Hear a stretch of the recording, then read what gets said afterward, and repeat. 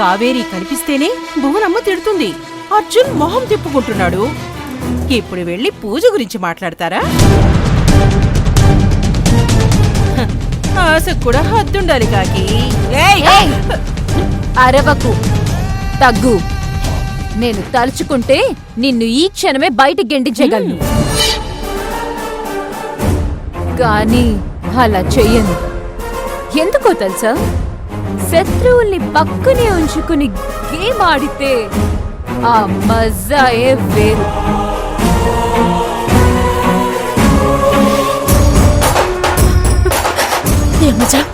Please, ఇది అర్జున్ బాబు ప్రాణాలకి సంబంధించిన విషయం. దయచేసి అర్థం చేసుకో. నన్ను అర్జున్ బాబుని పూజ చేయని.